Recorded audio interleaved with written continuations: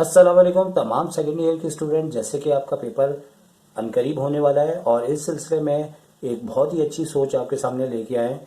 आपको 40 एमसीक्यूज़ की एक प्रिपरेशन इस तरह से करवानी है कि वो स्टूडेंट जिन्होंने अभी तक एमसीक्यूज़ को सीरियस नहीं लिया या वो ये समझते हैं कि एमसीक्यूज़ उनके बस में नहीं है, वो नहीं कर सकते, तो तमाम ऐसे स्टूडेंट जो ये समझते हैं उनकी अपनी समझ है, लेकिन ऐसे तमाम स्टूडेंट्स के लिए मैंने ये सोचा कि मैं मोस्ट इम्पॉर्टेंट 40 एमसीक्यूज़ आपकी खिदमत में पेश करूँगा। तमाम वो बच्चे जो इस चैनल के ऊपर कंटिन्यू प्रैक्टिस कर रहे हैं, उनको 7, 8, 9 चैप्टर नहीं मिला, तो हम अपना पहला पार्ट चैप्टर 1 नहीं कह रहे बल्कि 7 और 8 से स्टार्ट कर रहे हैं। तो फौरी तौर पे स्टार्ट करते हैं और ऐसी ट्रिक जिसमें आपको बिल्कुल आसानी से आंसर आ सके। तो जितने पहले पॉइंट है वो उतने ही खास हैं। तो स्टार्ट करते हैं फिर। सबसे पहला पॉइंट है आपके सामने जिसमें लिखा हुआ है if circle X square plus Y square plus 2gx plus 2fy plus C equals to 0।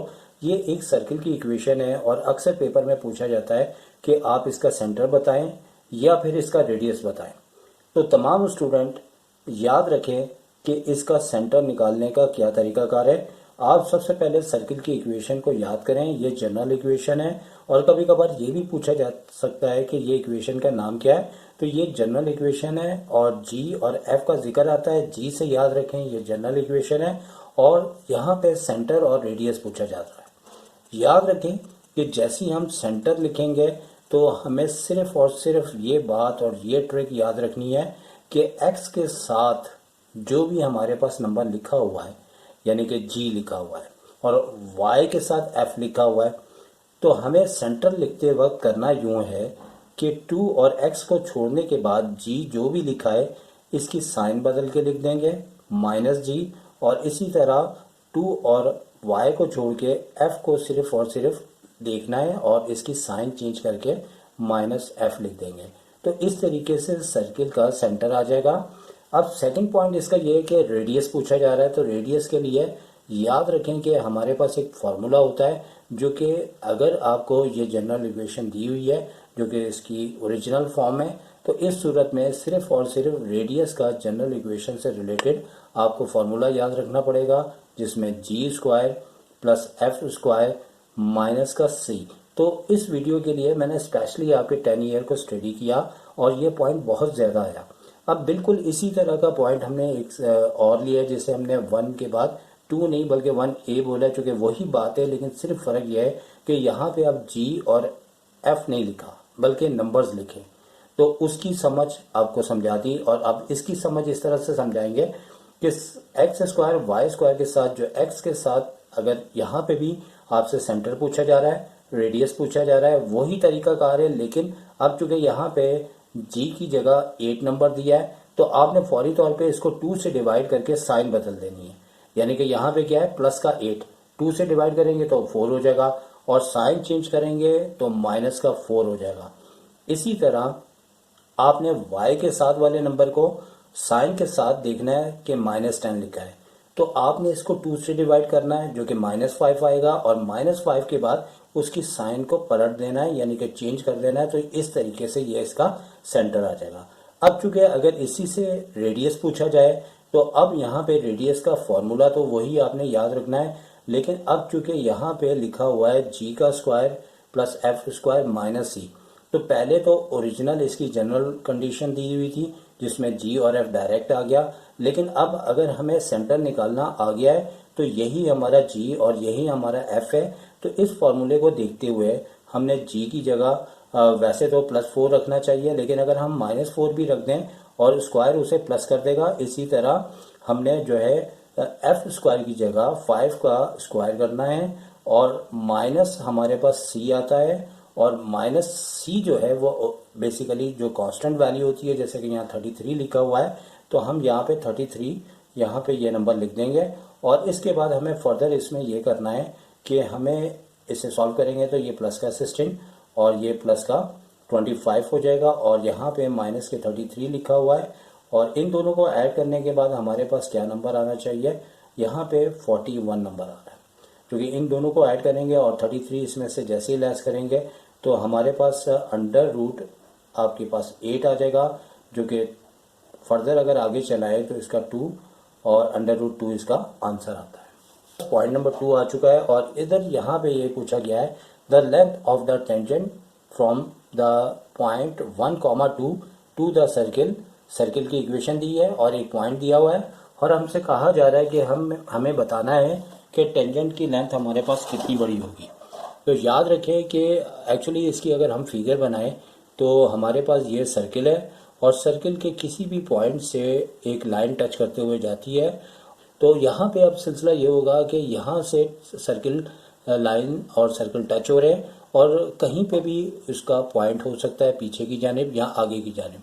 अब 1,2 अगर इसका ये पॉइंट है तो टेंजेंट की लेंथ जो है वो यहाँ से यहाँ तक है और ये उन बच्चों के लिए जो थोड़ा सीखना चाहते हैं, लेकिन जो डायरेक्ट करना चाहते हैं वो अब बात सुने कि अगर इस तरह की MCQs आए, आपको एक पॉइंट दिया हो, सर्किल की इक्वेशन दी जाए और उसकी लेंथ पूछें या उसका डिस्टेंस पूछें, तो याद रखें कि उसकी जब लेंथ आप निकालेंगे तो आपने क्या करना है, आपने सिंपल जो भी सर्किल की इक्वेशन होगी उसे रूट के अंदर लेना है, जैसे कि x² प्लस y² और माइनस का 2 है और जो आपको पॉइंट दिया है x और y का, जो कि यहाँ पे 1 और 2 दे रहे हैं, तो x की जगह 1 और y की जगह 2 रख देना है। और MCQs है, अगर थोड़ा सा फास्ट करें तो अच्छा है, जैसे 1 का स्क्वायर 1 ही होगा और 2 का स्क्वायर यानी कि y की जगह रखेंगे तो 4 हो जाएगा और -2 हमने यहाँ पे करना है। और इस तरीके से याद रखें कि 5 में से 2 लेस करेंगे तो हमारे पास इसका जो लेंथ है वो √3 यूनिट हमारी लेंथ आ जाएगी।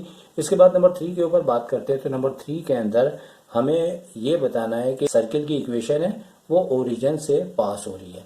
तो याद रखें कि इस सूरत में हमारे पास कुछ ऑप्शन होंगे और उस ऑप्शन में हमें वो वाली इक्वेशन सेलेक्ट करनी है जिसमें कांस्टेंट टर्म कोई भी ना हो। जैसे फॉर एग्जांपल अगर मैं यहाँ पे लिख रहा हूँ x² plus y² plus 2x plus का 3y इक्वल्स टू 0, तो यहाँ देखें कि x² है, y² है, 2x है, 3y, लेकिन कोई भी कांस्टेंट टर्म नहीं है। तो इसका मतलब ये हुआ कि ये सर्किल जो है ये ओरिजिन से गुजरता है। तो वो बच्चे जो सीखना चाहें ओरिजिन क्या होता है, तो याद रखें कि x और y एक्सिस का जो इंटरसेक्ट पॉइंट होता है वो ओरिजिन है। अब फर्ज करें अगर सर्किल इस ओरिजिन से गुजर रहा हो तो इस सूरत में हमारे पास कोई भी कांस्टेंट वैल्यू नहीं होती, क्योंकि अगर हम सर्किल के ऊपर कोई भी पॉइंट होता है वो रखने के बाद वो तमाम स्टूडेंट जो इसको सीखना चाहते हैं तो ओरिजिन का पॉइंट x भी 0 y का भी 0 होता है। अगर ये पॉइंट हम रखें तो हमारे पास जो जनरल इक्वेशन होती है उसमें c की वैल्यू 0 आ जाती है। इसी वजह से कांस्टेंट अगर नहीं होता तो वो लाइन अंडरस्टूड ओरिजिन से गुजर रही है और याद रखें इसको। नंबर 4 है और ये तमाम बातें आपने याद रखनी है। इसमें कहा जा रहा है the centre of the circle on x axis has dash. याद रखें कि अगर किसी भी सर्किल का centre on the x axis हो तो इस सूरत में हमारे पास y की इक्वेशन नहीं होगी, y की टर्म नहीं होगी और ये हमें याद रखना है। अगर मैं अपनी तरफ से कुछ मतलब एक आध ऑप्शन लिख के बताऊं तो जैसे x² प्लस y² और प्लस 8x और उसके बाद प्लस का 3, तो यहाँ पे आप ये देख सकते हैं कि y यानी कि सारा खेल इसमें यह है कि अगर x और y के ऊपर बात है, अगर तो हमारे पास x की 1 पावर के साथ टर्म मौजूद है तो इसका मतलब है कि इस सर्किल का सेंटर जो है वो आपका x एक्सिस के ऊपर है। और इसी तरह अगर सर्किल का सेंटर आपका y एक्सिस यानी कि x की जगह y एक्सिस के ऊपर हो जाए तो इस सूरत में आपने क्या आंसर लिखना है कि नो टर्म इन y, यानी कि नो टर्म, आपकी कोई भी टर्म इसमें आपकी नहीं होगी किसकी, x की। इसी तरह से अगर उसका ऑप्शन में लिख के दूं तो क्या बनेगा, जैसे x² तो लाजमी होगा, y² भी होगा, लेकिन यहाँ पे आपके x के बजाय मैं 8y लिख देता हूँ और याद रहे कि कोई भी नंबर हो सकता है, इससे कोई प्रॉब्लम नहीं है। तो ये दोनों पॉइंट हमने कवर कर दिए। इसके बाद हम नंबर 5 पॉइंट पे आते हैं। तो नंबर 5 में लिखा है the centre of the circle at the origin has dash. याद रखें कि अगर सर्किल का सेंटर ओरिजिन पे होता है, और ये बात हमने पहले ही की थी, लेकिन अब इस अंदाज से कर रहे हैं कि यहाँ पे भी हमने सर्किल के सेंटर को लिया, यहाँ पे भी सेंटर लिया, लेकिन यहाँ पे सेंटर ओरिजिन। ओरिजिन जैसे कि पहले बताया कि जहाँ एक्स और वाई दोनों के पॉइंट्स यानी कि 0 0 होते हैं वो ओरिजिन कहलाता है। इस सूरत में हमारे पास जो है सर्किल की इक्वेशन में एक्स और वाई की टर्म नहीं होगी। मैं लिख के बताता हूँ। जैसे एक्स स्क्वायर है प्लस वाई स्क्वायर है, तो ना तो एक्स होगा ना वाई होगा, और यहाँ पे कोई कांस्टेंट टर्म आपको दे दी जाएगी, तो इसका मतलब है कि इसका सेंटर ओरिजिन है। और भी ऑप्शन हो सकते हैं, लेकिन ये याद रखना है कि इसमें एक्स और वाई नहीं होगा। अब बात करते हैं नंबर 6 के ऊपर। तो यहाँ पे लिखा हुआ है dash equation of the circle. ये बात सबसे पहले होनी चाहिए थी, लेकिन चूंकि 7 चैप्टर के जितने अहम पॉइंट है अब वो इख्तिताम पजीर है। लेकिन यहाँ पे याद रखें कि चूंकि 6 के बाद 7 पे हम चैप्टर 8 पैराबोला, एलिप्स और हाइपरबोला पे आ जाएंगे। तो याद रखें कि सर्किल की इक्वेशन में जैसे एक्स स्क्वायर है, वाई स्क्वायर है और 2gx है और 2fy है, और उसके बाद c कांस्टेंट का c होता है, या फिर आपको g और f की जगह कोई नंबर भी दे सकते हैं। लेकिन सर्किल की इक्वेशन में याद रखें कि ये जो दोनों आपके एक्स स्क्वायर वाई स्क्वायर के दोनों नंबर एक तो सेम होंगे, साइन भी सेम होगी। फर्ज करें अगर इसके साथ a लिखा हो या b लिखा हो, तो a और b यानी कि चले हम लिख भी देते हैं a और b, तो ये a और b दोनों बिल्कुल सेम होंगे। तो इस सूरत में ये सर्किल की इक्वेशन होगी। अब इसके बाद 7 पॉइंट से हम आ जाएंगे अपना चैप्टर नंबर 8 यानी कि पैराबोला के ऊपर आ जाएंगे, और पैराबोला के ऊपर आ जाएंगे, और पैराबोला चैप्टर नंबर 8 है। तो यहाँ पे भी पूछा गया है कि इक्वेशन ऑफ द एलिप्स। तो चूंकि ये चैप्टर पैराबोला, एलिप्स और हाइपरबोला का है, तो याद रखें कि इक्वेशन ऑफ द एलिप्स की क्या पहचान है कि देखें यहाँ पे अगर एक्स स्क्वायर है तो यहाँ पे कोई नंबर डिफरेंट होगा, और वाई स्क्वायर के साथ कोई नंबर आपका डिफरेंट होगा। यानी कि कुछ भी मैं लिख दूं, लेकिन कॉन्सेप्ट के लिहाज से ये याद रखना है कि इन दोनों के जो है वो नंबर जो है वो डिफरेंट होंगे, और इस तरह से करके हमें कोई कांस्टेंट भी नंबर दिया जा सकता है। समझाने के लिहाज से लिख रहा हूँ मैं। लेकिन यहाँ पे एक्स स्क्वायर और वाई स्क्वायर के जो भी कोफिशिएंट होंगे वो साइन तो सेम होंगे लेकिन नंबर डिफरेंट होंगे। लेकिन अगर इसी तरह मैं यहाँ पे इसको यूँ लिख लूँ कि ए एक्स स्क्वायर और प्लस बी वाई स्क्वायर, और आगे जो है मैं 2x और 3y लिख देता हूँ, सिर्फ समझा रहा हूँ। हो सकता है कि लॉजिकली इसमें कोई आप टीचर देख रहा हो तो कोई गलती निकाल दे, लेकिन यहाँ मकसद सिर्फ ये है कि आपको पहचान बताई जाए, क्योंकि यहाँ पे मैं किसी बुक से देख के नहीं बल्कि अपने पॉइंट्स बनाए हुए हैं। तो अगर ए और बी आपस में यानी कि एक दूसरे से बड़े हों, यानी कि ए या तो बी से बड़ा हो या फिर बी जो है वो ए से बड़ा हो, लेकिन साइन इन दोनों की सेम होनी चाहिए। जैसे सर्किल है उसी तरह, यानी कि ये भी प्लस है तो ये भी प्लस होना चाहिए, अगर ये माइनस है तो ये भी माइनस होना चाहिए। लेकिन ये दोनों नंबर जैसे कि 2 और 7 है एक जैसे नहीं होंगे। अब फॉर तौर पे हाइपरबोला में आ जाते हैं। तो हाइपरबोला में क्या होता है कि अगर मैं ऊपर वाली इक्वेशन ही को कॉपी करूं तो मैं क्या करूंगा कि 2x स्क्वायर लिख रहा हूं तो यहाँ पे मैं 7y स्क्वायर लिखूंगा, और आगे चलो कोई इशू नहीं है कि मैं यहाँ पे प्लस 2x लिख रहा हूँ, माइनस 3y लिख देता हूँ, प्लस का 6 लिख देता हूँ। तो याद रखें कि हाइपरबोला की इक्वेशन में क्या है कि एक्स स्क्वायर वाई स्क्वायर के जो नंबर हैं वो बराबर तो हो सकते हैं और नहीं भी हो सकते हैं, लेकिन क्या है कि इसकी साइन डिफरेंट होगी। अगर एक प्लस है तो दूसरा माइनस होगा। लिहाजा कहने का मतलब है कि इसमें सर्किल वाली भी क्वालिटी है, इसमें एलिप्स वाली भी क्वालिटी है, लेकिन इसकी अपनी जो क्वालिटी है वो ये है कि दोनों की सेम साइन नहीं होती। जैसे ये अगर प्लस का 2 है तो ये माइनस का है, लेकिन इसके अंदर ये दोनों नंबर सेम भी हो सकते हैं, डिफरेंट भी हो सकते हैं, लेकिन एक प्लस होगा तो दूसरा माइनस होगा। तो इसके बाद अब आगे चलते हैं। तो अब बात कर लेते हैं पैराबोला। पैराबोला में एक वाजे इसकी पहचान होती है कि अगर तो एक्स का स्क्वायर हो रहा है तो वाई का जो है वो स्क्वायर नहीं होगा, और एक्स स्क्वायर के साथ एक्स का 1 पावर वाला भी नंबर मौजूद हो सकेगा, और कोई भी कांस्टेंट भी दिया जा सकता है। लेकिन यहाँ पे इसकी पहचान ये है कि थोड़ी सी मिस्टेक मैं कर गया, यहाँ पे y की पावर 1 आएगी। ठीक है, तो x का स्क्वायर है तो y की पावर 1 आएगी और x स्क्वायर के साथ -2x आ जाएगा। ठीक है, या फिर आपके पास इस तरह से होगा कि आपके पास x के ऊपर स्क्वायर नहीं आएगा, y के ऊपर स्क्वायर आएगा, और उसके बाद 5 या कोई भी नंबर लिख लें, और y की पावर यहाँ पे 1 और प्लस का या कोई भी नंबर इसमें एडजस्ट हो जाता है 5 होगा। यानी कि क्या लिखा जा रहा है, x का स्क्वायर है तो y की पावर 1 है।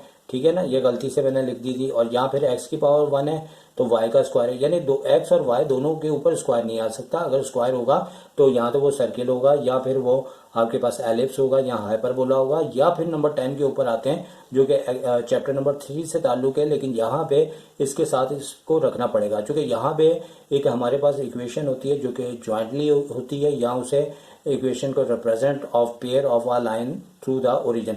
वो दो लाइंस होती हैं जो ओरिजिन से गुजरती हैं, लेकिन उसके अंदर एक खास पहचान होती है उसकी इक्वेशन को कैच करने की। जैसे यहाँ पे अगर फर्स्ट करें 4x स्क्वायर हो रहा है, तो यहाँ पे अगर आपके पास 9y स्क्वायर है और इक्वल्स टू 0 है, तो सेंटर में जो है ये इन दोनों की, यानी कि आपके x और y की हाफ ऑफ पावर बीच में आपको मल्टीप्लाई होते हुए लाजमी नज़र आएगी, और इसकी यही पहचान है। लेकिन ना तो ये सर्किल है, ना ये आपका हाइपरबोला है, ना ये एलिप्स है, ना ये पैराबोला है, ये जितने भी बोले हैं ये नहीं है, ठीक है ना। ये आपकी ज्वाइंटली इक्वेशन है जो कि represent by two straight line intersect at the origin. तो ये आज के 10 पॉइंट हैं, और तमाम वो स्टूडेंट जो कि बहुत ज़्यादा अगर पढ़ाई में कमज़ोर हैं तो बार बार इस वीडियोस को देखें और अपने जहन में ये पॉइंट बैठाएं। लेकिन जिन स्टूडेंट ने आज की ये वीडियो देखी है, तो आज मैं आपसे ये कहूँगा कि बहुत ज़्यादा मेहनत करनी पड़ती है। तो तमाम स्टूडेंट, अगर आपको ये वीडियो पसंद आई है और आप चाहते हैं कि आपको इसका सेकंड पार्ट मिले, तो हमारी फीस तो नहीं है, लेकिन आज मैं आपसे ये कहता हूँ कि आप लाइक करें, सब्सक्राइब करें और आप अच्छे कमेंट्स भी दें। और अगर ऐसा होगा तो मैं इंशाल्लाह फौरी तौर पे कल ही आपको इसका सेकंड पार्ट पेश कर दूंगा। लेकिन आज मैं पहले की तरह खामोश नहीं हूँ, बल्कि मैं आज आपसे फीस के बजाय सिर्फ ये रिक्वेस्ट करता हूँ कि लाइक करें, सब्सक्राइब करें और कुछ अच्छा सा कमेंट भी करें, ताकि हमारी इस शदीद गर्मी में थोड़ी सी हौसला अफजाई हो। तो सर शाहिद आपसे इजाज़त चाहेंगे। टेक केयर, अल्लाह हाफिज़।